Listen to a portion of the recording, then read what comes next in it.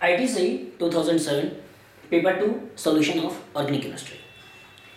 इसमें सबसे पहला क्वेश्चन पूछा गया है वो है cyclohexene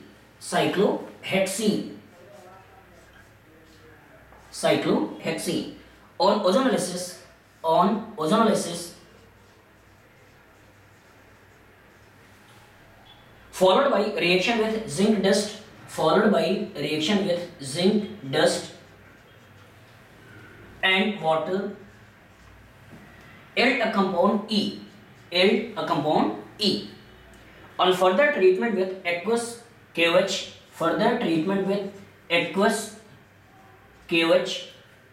yield a compound F. The compound F is, इन चार ऑप्शन दे रखा है। एक ऑप्शन है डबल बॉन्ड, यहाँ पे CHU, this is A, 5 member ring, double bond, यहाँ पे CHU, this is B, 5 member ring, इस पर्टिकुलर पे COOH, दिस इज C, और dioic acid, this is D. ये चार ऑप्शन है। तो अगर इस क्वेश्चन को एनालाइज करो तो पहले कह रहा है कि अल्कीन के ऊपर ओजोनोलिसिस करनी है, मतलब पहले आपको बनाना है ओजोनोइड। तो alkene on reaction with ozone, first form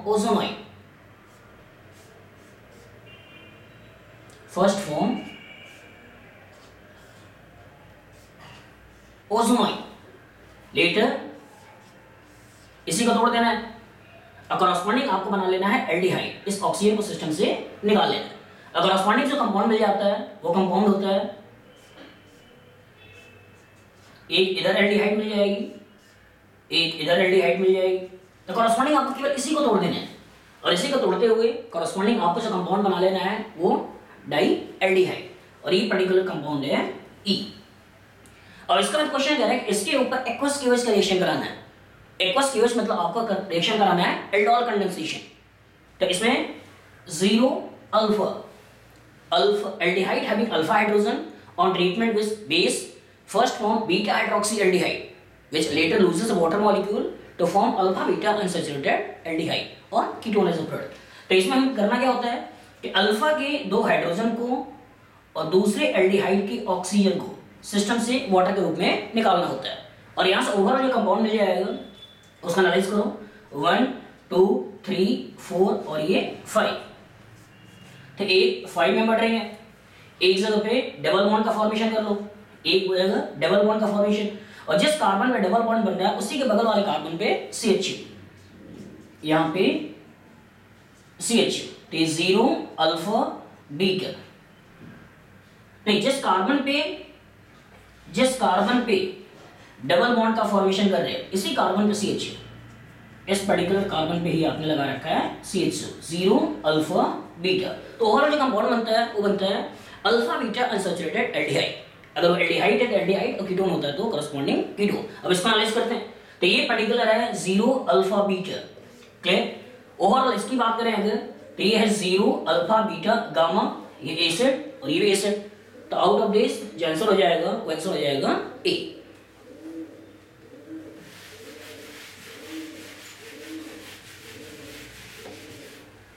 next question पूछा हुआ है the number of stereoisomers obtained by bromination of trans butene, मतलब आपके पास एक ट्रांसब्यूटुईन और इसके ऊपर इन्होंने करा रखा है ब्रोमिनेशन।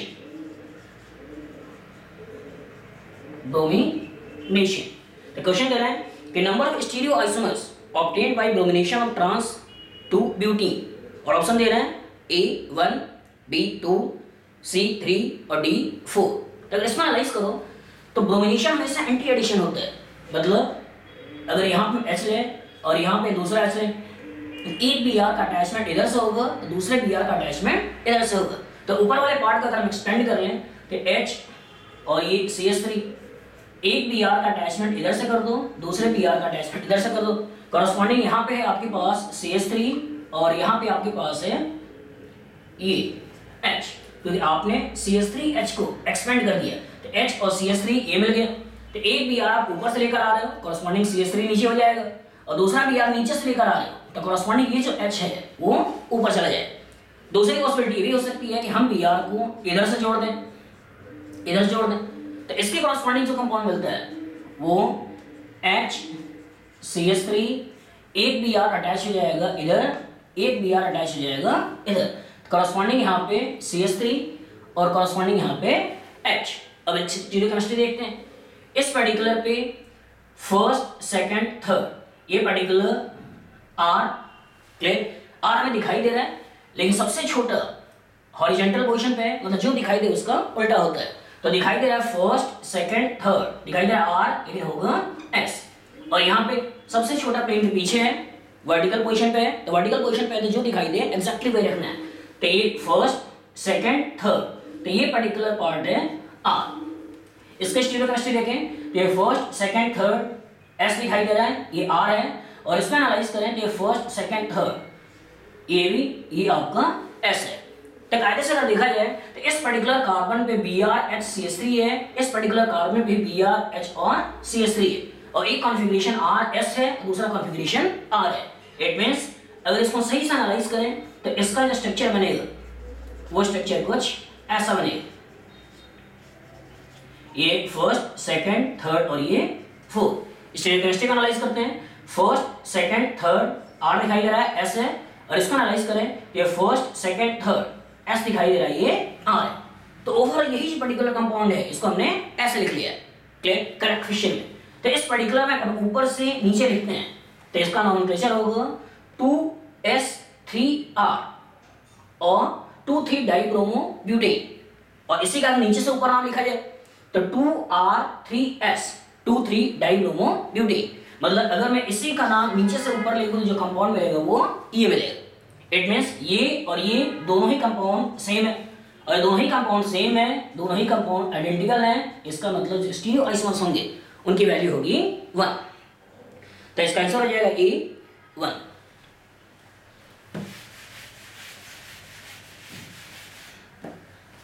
नेक्स्ट उन्होंने पूछा हुआ है, उन्होंने दिया among the following least stable resonating structure is. उन्होंने 4 स्ट्रक्चर दे रखे हैं। ए जो स्ट्रक्चर दिया हुआ है यहां पे डबल बॉन्ड है, यहां निगेटिव, यहां पॉजिटिव चार्ज, यहां नाइट्रोजन और nitrogen O negative positive oxygen. जो बी ऑप्शन दे रखा है वो है नाइट्रोजन ओ निगेटिव पॉजिटिव, यहाँ पे निगेटिव चार्ज, यहाँ पे पॉजिटिव चार्ज, यहाँ पे डबल बॉन्ड। सी ऑप्शन है जिसमें यहाँ पे पॉजिटिव है, इस पर्टिकुलर पोजीशन में negative double bond and O negative positive O, और डी ऑप्शन है इसमें यहाँ पे पॉजिटिव है double bond and O negative plus और ये ओ निगेटिव। तो जब भी क्वेश्चन पूछा जाए among the following list stable resonating structure is, तो जब भी क्वेश्चन पूछा जाए जिसमें रेजोनेटिंग स्ट्रक्चर्स की स्टेबिलिटी के बारे में पता करना हो तो सबसे पहले देखना चाहिए कि क्या वो मॉलिक्यूल न्यूट्रल है या चार्ज है। तो इन चारों में देखा जाए तो चारों ही चार्ज है, इससे क्लियर नहीं हो रहा है। तो उसके बाद देखना है नंबर ऑफ पाई बॉन्ड्स या ऑक्टेट का कॉम्बिनेशन।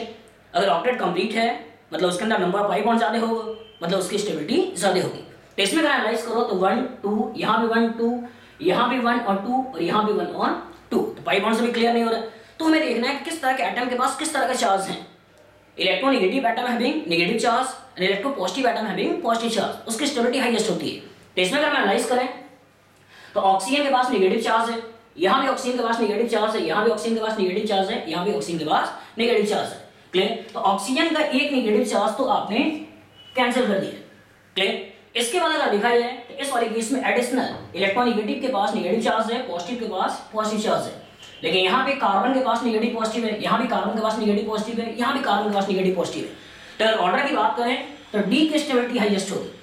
उसके बाद हमें जो देखना होता है वो देखना है कि अगर इलेक्ट्रोनेगेटिव एटम के पास नेगेटिव चार्ज स्टेबिलिटी ज्यादा है, इलेक्ट्रोपॉजिटिव को नेगेटिव पॉजिटिव चार्ज स्टेबिलिटी ज्यादा है, लेकिन इसी का उल्टा वो कम स्टेबल हो। अगर इससे भी क्लियर नहीं हो रहा है हमें देखना है कि क्या दो सिमिलर चार्जेस पास पास तो नहीं है। अगर दो सिमिलर चार्जेस पास पास होते हैं तो उनके बीच में इलेक्ट्रॉनिक रिपल्सन होता है, और उस इलेक्ट्रॉनिक रिपल्सन के बेसिस पे उनकी स्टेबिलिटी लीस्ट होती है। तो अगर इस वाले क्वेश्चन में एनालाइज करो तो यहाँ पे नाइट्रोजन के पास पॉजिटिव है और बगल में कार्बन के पास पॉजिटिव है, तो दो सिमिलर चार्जेस पास पास हैं, इनके बीच में इलेक्ट्रॉनिक रिपल्सन होगा और इलेक्ट्रॉनिक रिपल्सन के बेसिस पे इसकी स्टेबिलिटी लीस्ट होगी। यहाँ अगर एनालाइज करो तो negative positive negative positive negative positive negative positive negative और पॉजिटिव, यहाँ में एनालाइज करो तो negative positive negative positive positive और यहाँ पे पॉजिटिव है, तो दो सिमिलर चार्जेस जहाँ पास पास की बात हो रही है वो पोजीशन ये है।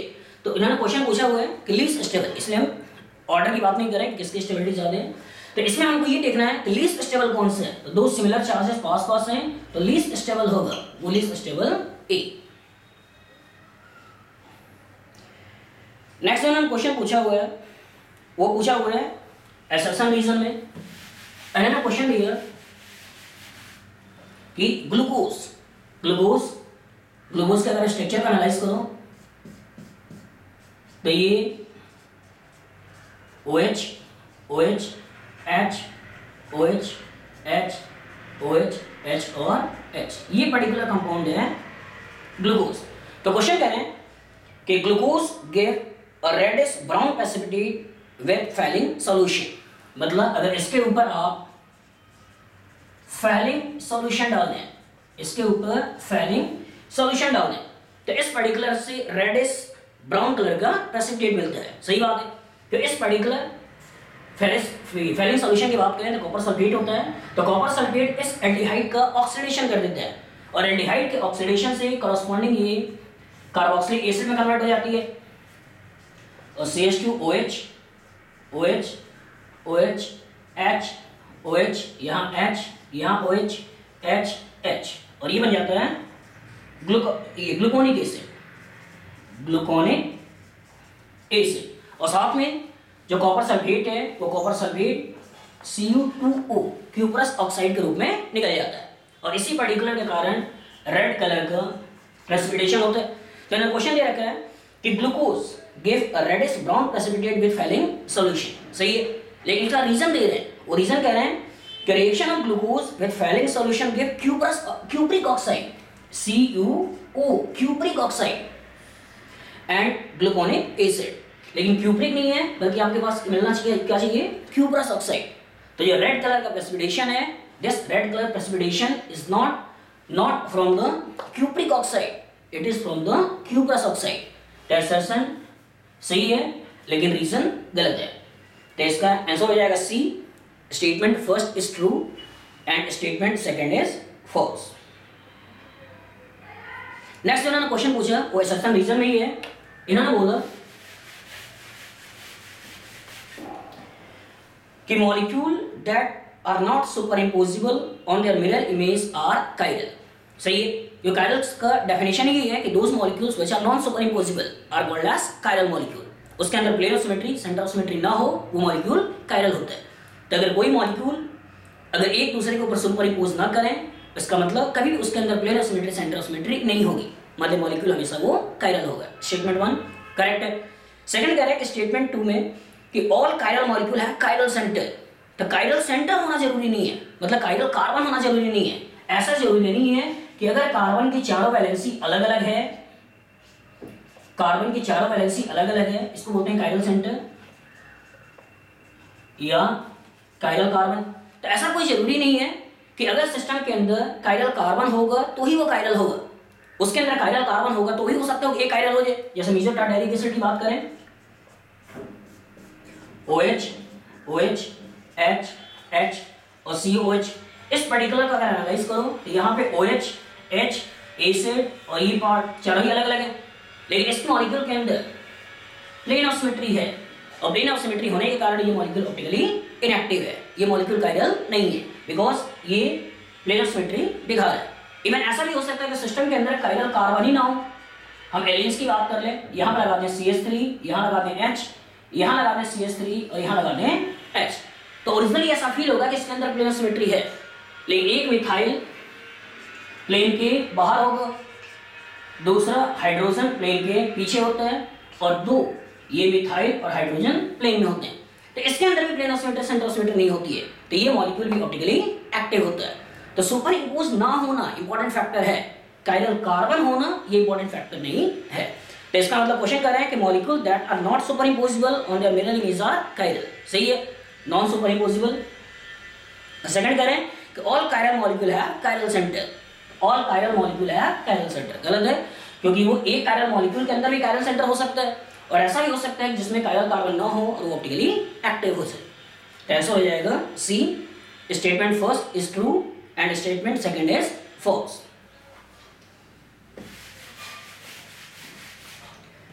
नेक्स्ट उन्होंने क्वेश्चन पूछा, वो पूछा हुआ है पैराग्राफ से, इन्होंने रिमेटिमन रिएक्शन दिया और उन्होंने बोला फिनॉल ट्रीटमेंट है क्लोरोफॉर्म और बेस का और बना रखा है सैलिसल्डिहाइड OH और CHO। पहला जो मैंने क्वेश्चन पूछा वही है the electrophile in this reaction is, मैंने ऑप्शन दे रखा है CHCl, बी ऑप्शन दे रखा है CHCl2, सी ऑप्शन दे रखा है CCl2 और डी ऑप्शन दे रखा है CCl3 1 इलेक्ट्रॉन। तो अगर आप इसकी मैकेनिज्म को एनालाइज करो तो सिस्टम बेस है और ये हाइड्रोजन एसिडिक है, और साथ साथ क्लोरोफॉर्म के पास भी एसिडिक हाइड्रोजन है।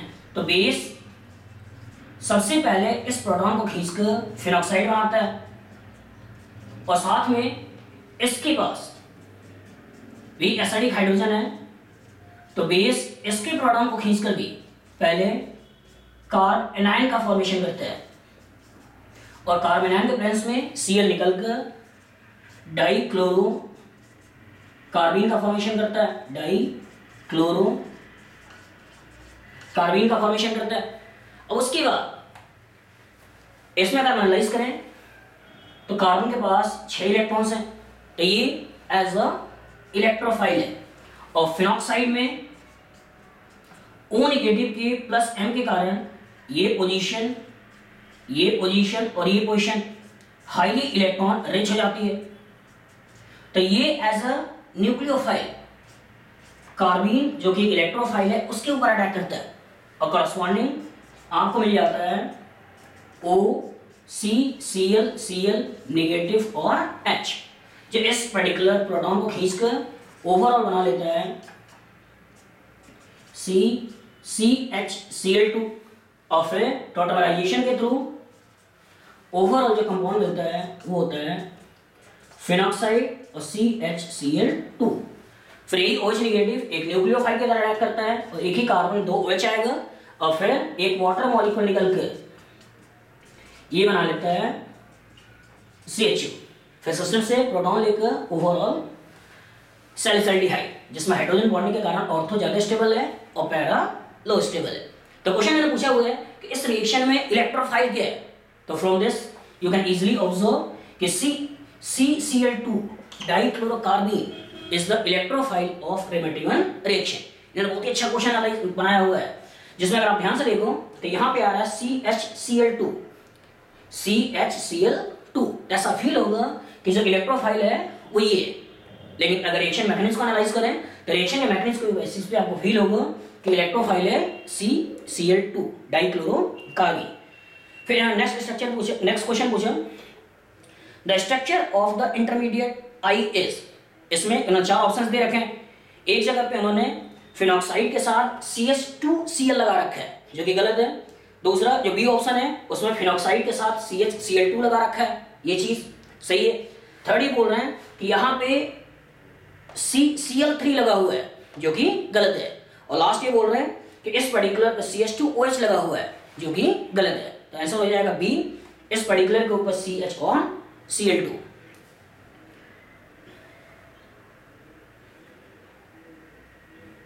नेक्स्ट उन्होंने क्वेश्चन पूछा हुआ है, वो मैथ्स द कॉलम में है, और इन्होंने क्वेश्चन दिया हुआ है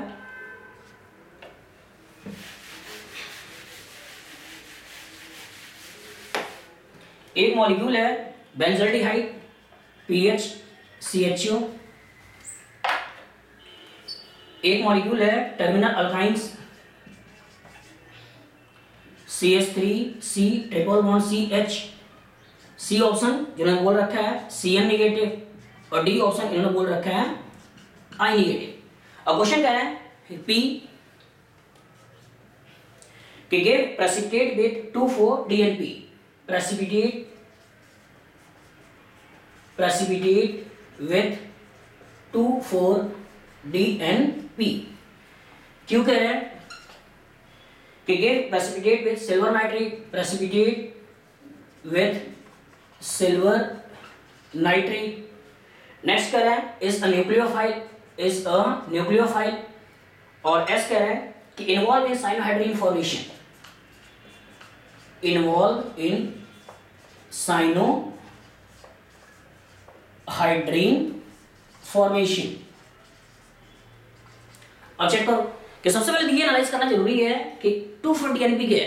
तो 2,4-डाइनाइट्रोफिनिल हाइड्राजीन, ये हाइड्राजीन है और इसी हाइड्राजीन के एक हाइड्रोजन को हटाकर आपने लगा रखा है फिनाइल, और इसके 2 और 4 पोजीशन पे आपने लगा रखा है नाइट्रो। इसको बोलते हैं 2,4-डाइनाइट्रोफिनिल हाइड्राजीन, जो एल्डिहाइड या कीटोन के साथ रिएक्शन करके इसी वाटर को सिस्टम से निकाल देते हैं और कार्बन डबल बॉन्ड नाइट्रोजन का फॉर्मेशन कर देते हैं। साइनोहाइड्रीन मतलब एक ही कार्बन के ऊपर OH और साथ में Cn, तो इसका फॉर्मेशन होता है जब एल्डिहाइड या कीटोन्स के ऊपर HCN या Cn नेगेटिव का अटैक करें और इसके कॉरस्पॉन्डिंग हम कंपाउंड का फॉर्मेशन करते हैं। तो इसी के बेसिस एनालाइज करते हैं। ए हमने बोला एल्डिहाइड, जो एल्डिहाइड 2,4-DnP के साथ 2,4-डाइनाइट्रोफिनिल हाइड्रोजन का फॉर्मेशन कर सकते हैं। इसका ए की जो मैचिंग होगी वो मैचिंग होगी P के साथ। और साथ में कह रहे हैं कि इसका रिएक्शन सिल्वर नाइट्रेट से, सिल्वर नाइट्रेट टॉलरेंस रिएजेंट भी है, सिल्वर नाइट्रेट टॉलरेंस रिएजेंट भी है। तो टॉलरेंस रिएजेंट से ये एल्डिहाइड का ऑक्सीडेशन करके सॉल्ट ऑफ बेंजोइक एसिड में कन्वर्ट कर देगा और इसके कॉरस्पॉन्डिंग ऑप्शन में मैचिंग क्यू की भी होगी।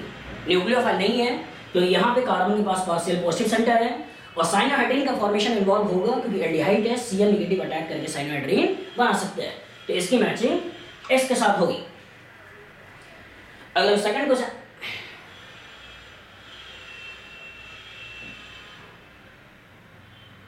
हाँ अगर हम इसमें देखें, ये इस वाले में, इसमें कह रहे हैं ये गिव प्रेसिपिटेट विद 2,4-डाइनाइट्रोफिनिल हाइड्रोजन, गलत है। नेक्स्ट कह रहा है कि give precipitate with silver nitrate. इस पर्टिकुलर में टॉलरेंस रिएजेंट जब टर्नर अल्काइन के साथ केमिकल रिएक्शन करता है, इसके पास एसिडिक हाइड्रोजन है और यहाँ पे ओवरऑल सॉल्ट का फॉर्मेशन कर देता है और ये सॉल्ट व्हाइट प्रेसिपिटेट के रूप में होते हैं। इट मींस सिल्वर नाइट्रेट का रिएक्शन इससे भी कराकर हम प्रेसिपिटेट गेन कर सकते हैं।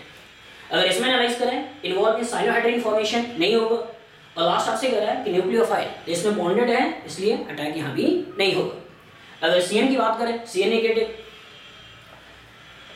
प्रेसिपिटेट विद 2,4-डाइनाइट्रोफिनिल हाइड्रोजन, गलत है क्योंकि एल्डिहाइड कीटोन नहीं है। Involve precipitate with silver nitrate, silver nitrate के साथ ये रिएक्शन करके AgCN का फॉर्मेशन करता है और ये AgCN भी व्हाइट कलर का प्रेसिपिटेशन है। इट मींस इसके द्वारा भी इसकी मैचिंग हो जाएगी। तो C की मैचिंग आप ये Q से भी कराओगे। इस पर्टिकुलर की बात करें, न्यूक्लियोफाइल है, Cn नेगेटिव, R के साथ भी मैचिंग होगी और साइनोहाइड्रीन फॉर्मेशन क्योंकि आपको लाना है Cn, तो इसकी मैचिंग S के साथ भी हो जाएगी। अगर लास्ट में देखें I नेगेटिव, तो I नेगेटिव प्रेसिपिटेट फॉर्म नहीं करेगा, लेकिन इसके साथ रिएक्शन अगर हम बात करें सिल्वर नाइट्रेट तो AgI का फॉर्मेशन करेगा, AgI का फॉर्मेशन करेगा। इट मींस इसकी मैचिंग Q के साथ भी हो जाएगी।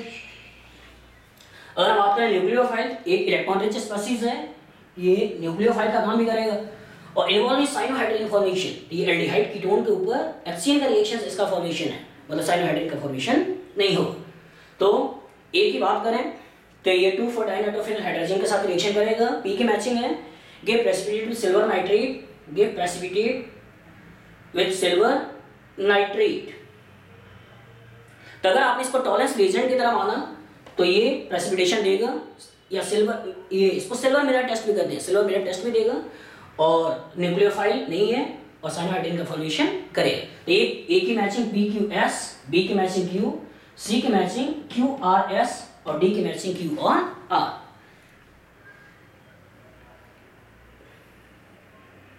तो ये कुछ क्वेश्चन थे जो IIT 2007 में पेपर 2 में पूछे गए थे।